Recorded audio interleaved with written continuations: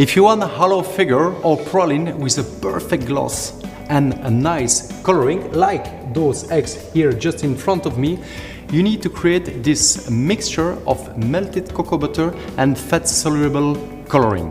So what we're gonna do, we're gonna add 5% of food coloring into the cocoa butter, mix it well, okay? We're gonna sieve this one and we're gonna pre-crystallize the cocoa butter. We're gonna put that on a spray gun, okay?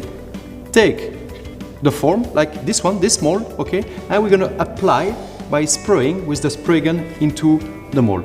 We're gonna leave it to set, and then after we're gonna add the chocolate, and you're gonna have the perfect result like this one. The first step is measuring out the ingredients.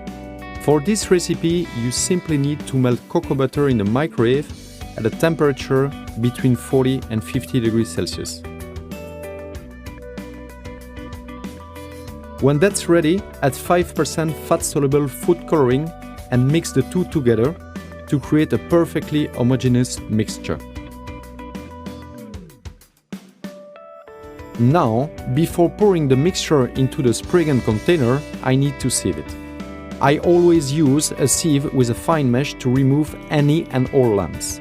Otherwise, this will block my spray gun later on. Next, pour the mixture into a piping bag, and here is a little trick. Crystallize it by rolling the piping bag around on your worktop. If the final temperature of your mixture is around 31 degrees Celsius, it's ready to go. Now, pour the mixture into the preheated spray gun immediately. Warming up your spray gun will keep the cocoa butter from setting inside the container, so the mixture won't block your spray gun. Time to check the molds now.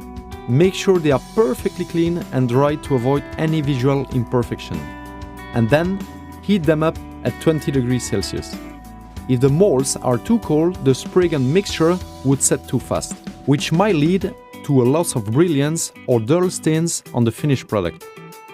Now, let's give the mold some color.